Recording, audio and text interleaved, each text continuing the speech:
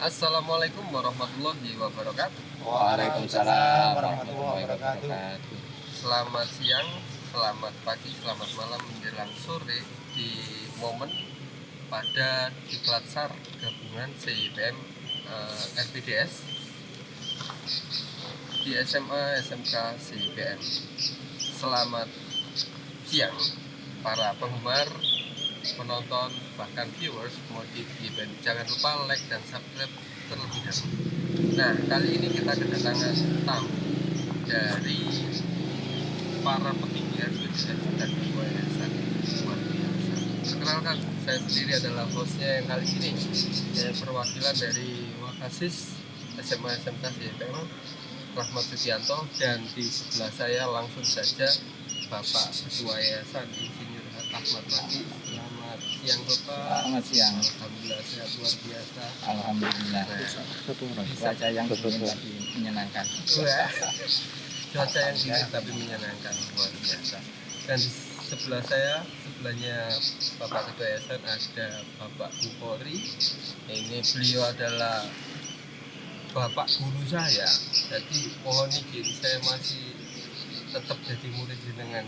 Saya adalah alumni SMK IPM Pataman yang dulu pernah diajar beliau. Selamat siang Bapak. Selamat siang. Alhamdulillah sehat. Alhamdulillah sehat sekali. Siap. Ya. Dan di sebelahnya itu ada Ananda Putri. Siap. Bilza. Ananda ini adalah danpusnya RPDS Dansat RPDS di SMA Wahid Hasim 2 Taman. Nah, Ananda Putri ini adalah siswa kelas 12 SMA yang habis ini akan melanjutkan ke perguruan tinggi negeri. Amin. Amin.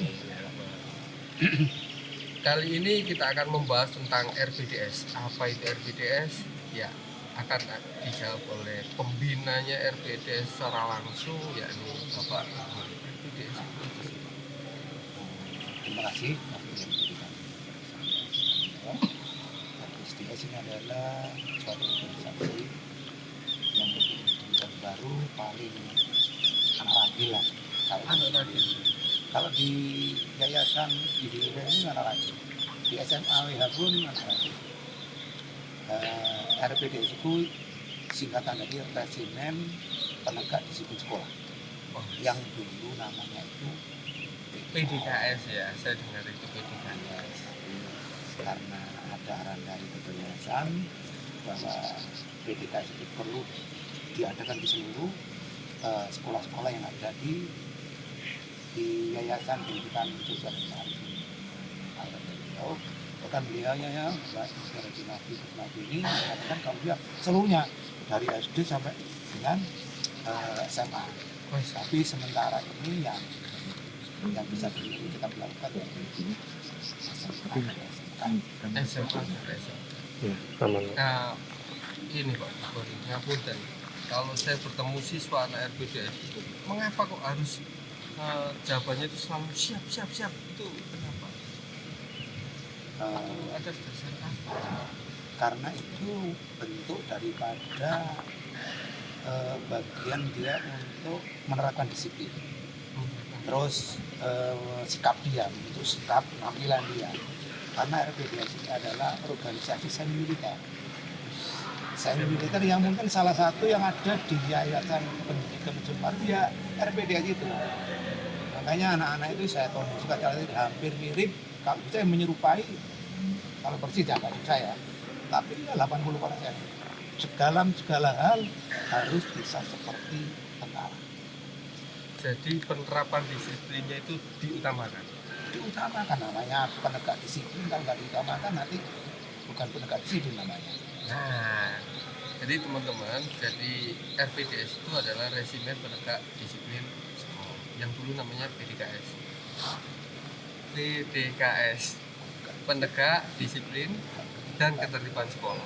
Nah, ini ada versi baru RPDS di tahun 2025. Itu dikorelasikan, dikombinasikan RPDS dengan 10 nilai karakter siswa IPM. YPN.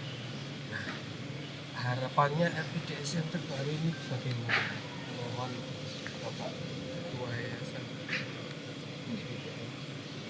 Kalau kita lihat fenomena ke depan, itu tantangan itu tidak akan lebih mudah, pasti lebih berat daripada tantangan hari ini. Sehingga ada sebuah makalah di sebelah alim menyampaikan bahwa didiklah anakmu sesuai dengan zaman. Itu menunjukkan bahwa tantangan semakin ke depan itu pasti lebih berat daripada tantangan sekarang. Sehingga banyak hal yang harus dipersiapkan untuk siswa untuk menuju sebuah cita-cita ke depan. Tidak semudah saat usia kita, usia Pak Jokowi, dan mungkin usia Pak Rahmat, tantangan mereka nanti ke depan. Sehingga memang effortnya harus lebih besar. Padahal godaan mereka saat proses dalam pendidikan itu juga lebih besar daripada godaan kita. Sehingga untuk menguatkan tekad, untuk menguatkan kemauan, dan menguatkan juga mindset bahwa keberhasilan itu ditentukan daripada usaha kita sendiri, kemauan kita sendiri, istiqomah kita dalam menuju cita-cita itu yang kita tanamkan dalam aktivitas di RPDS.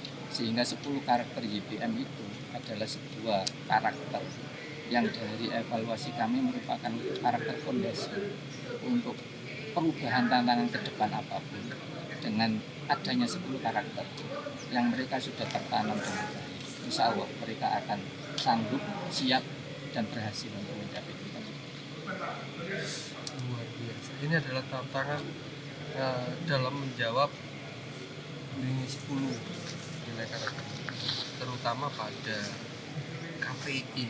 Program KPI ini terkenal programnya YPM. Nah, ini saat ini akan dikombinasikan dengan RPDS yang menjadi pelopor tuntas KPI, bahagia KPI, dan RPDS ini juga pelopor PDG Al-Qurannya, membacanya lebih baik lagi, dan ada juga RPDS ini disiapkan menjadi pelopor 10 nilai karakter siswa YPM. Yang di dalam KPI yang selama ini kita hanya termindset sebagai sebuah pelajaran terkait dengan agama, kewajiban sebagai seorang muslim. Sebenarnya di dalamnya banyak nilai-nilai tambah yang bisa ditanamkan apabila siswa memahami dengan baik. Dan itu merupakan kelemahan utama saat ini di kalangan anak-anak generasi muda. Contohnya tentang manajemen waktu. Tidak ada orang yang berhasil yang tidak memiliki proses manajemen waktu yang baik. Dia sudah mulai awal, mulai dini, sudah terbiasa menjadwal waktunya dengan baik. Kapan, kalau dulu zaman saya, karena saya memiliki peliharaan ayam, jam berapa saya harus bangun, jam berapa saya harus mulai mengolah makanan untuk ayam saya, kapan saya harus memelihara ayam saya, apalagi kalau sudah bertelur harus juga memeriksa telurnya, ini memang telurnya layak untuk diteruskan, diketaskan atau harus dijual. Itu kan sebuah proses manajemen waktu yang terbiasa kita lakukan saat kita, dan itu tidak dialami anak-anak generasi sekarang tentang itu, tentang apa yang menjadi pola kebiasaan kita. Nah, dengan KPI mereka akan memanage kapan dia harus mulai menguatkan hafalan, kapan dia harus mempersepsikan dari teori menjadi sebuah praktek, karena harus dipraktekkan juga. Itu kan juga sebuah proses yang kelihatannya sepele, tapi sebenarnya itu kalau dilakukan secara terus menerus akan menjadi sebuah kebiasaan yang luar biasa. Karena manajemen waktu itu fondasi dasar kalau orang ingin menjadi seorang yang sukses. Lalu kita sebagai seorang muslim yakin bahwa doa itu adalah yang daripada keberhasilan cita-cita kita. Dan doa terbaik itu adalah membaca Al-Quran, karena itu adalah sebuah mukjizat yang diberikan kepada Rasulullah. Sehingga istiqomah kita dalam membaca Al-Quran itu insya Allah akan memberikan kemudahan jalan kita untuk mencapai sebuah cita. Maka sesuai dengan niatan awal bahwa RPDS ini adalah anak-anak yang memang sudah bertekad untuk mencapai cita-citanya berdasarkan kemampuan dan tekadnya, maka kita juga harus membimbing mereka terkait dengan hal-hal yang bisa untuk mensupport untuk bisa tercapainya kesuksesan itu mulai dari soal doa kemudian baca Al-Quran, taat dalam menjalankan kewajibannya sebagai seorang muslim.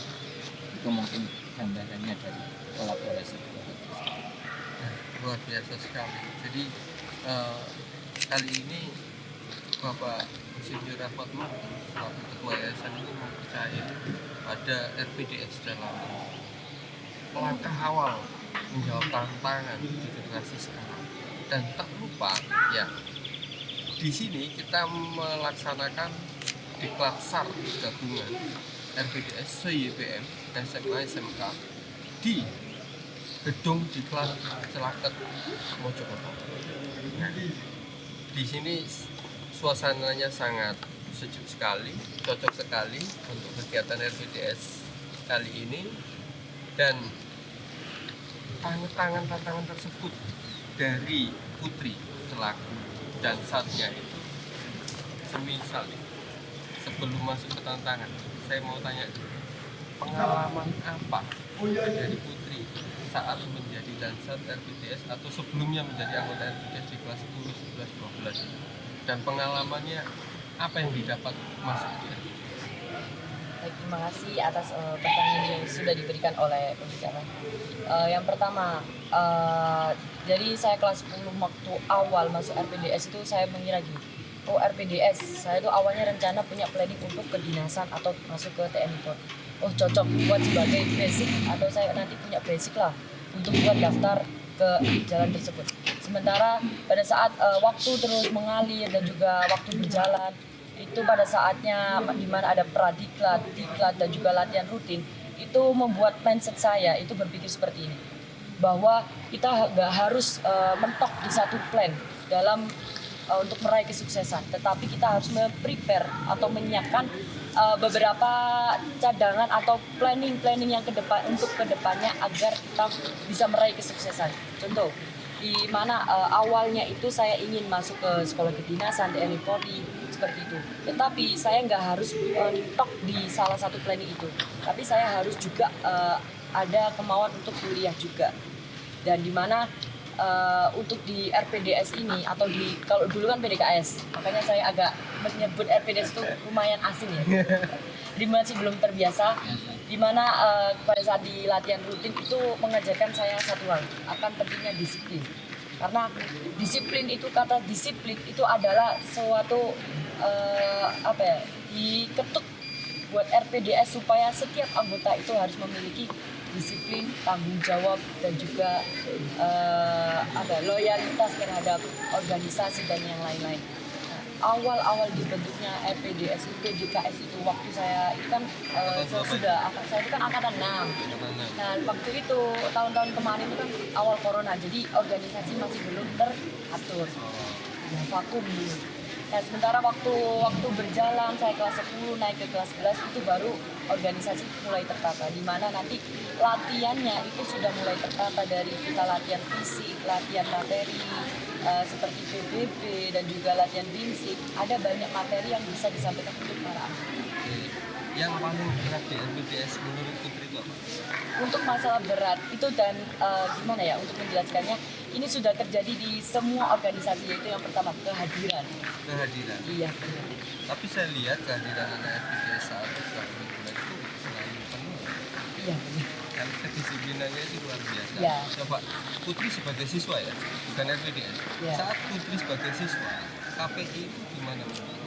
KPI di sekolah. Untuk sebagai siswa sendiri untuk KPI dalam dunia pendidikan, kalau misal agama, mungkin beberapa sekolah untuk yang Islami atau yang agamanya itu diutamakan, mungkin beberapa sekolah lain atau yayasan lain itu masih belum ada menerapkan seperti ini. Dan saya tuh anak alumni SMP YPM 1 Taman. Oh, jadi aman. Iya, jadi aman untuk melaksanakan ya di KPI ya? Iya, udah terbiasa. Kalau yang di luar YPM, teman-teman Putri yang RPDS untuk KPI itu mungkin biar mereka itu ada fondasi atau basic mereka untuk kedepannya, untuk lebih dekat sama Tuhan Pencipta. hafalan KPI Ya, itu selalu di momen akhir rapotan atau setelah rapotan atau itu kalau jadwalnya. dari saya sendiri untuk pelunasan KPI atau penyelesaian KPI itu mending saya di pertengahan, karena kalau di akhir nanti akan kita manajemen waktu itu susah, karena kalau ditaruh di akhir akan manajemen waktu akan susah, berantakan, akan bentrok ke satu-satu. Dengan adanya RPDS yang baru nih, RPDS baru ini juga memfasilitasi manajemen waktu KPI. Itu menurut kita Untuk generasi sekarang ya Pak, berbicara dengan generasi sekarang itu faktor-faktor kemalasan itu banyak, apalagi ada faktor internet, apalagi sosmed. Nah itu kan banyak toh. Nah itu buat faktor tersebut membuat kemalasan bagi siswa-siswa di sekolah lain. Jadi artinya dengan adanya pertemuan RPDS ada KPI juga, tidak apa ya, dan teman-teman sejawat membantu itu bagus sekali ya. Ya bisa jadi pionir untuk rekan-rekannya atau teman sekelasnya yang lain. Sebagai pionir dialah yang pertama, jadi nanti teman-temannya atau teman sekolahnya nanti bisa mengikuti dia untuk bisa lebih baik lagi untuk menyelesaikan materi KPI lebih cepat seperti itu. Nah ini kita kembali ke Pak Gifori, pembina RPDS yang saat ini dipercaya sekali oleh Ketua Yayasan dalam pengembangan kedisiplinan siswa-siswi SMA CIPM melalui RPDS. Bagaimana tanggapan Pak Gifori atas amanah yang berat ini?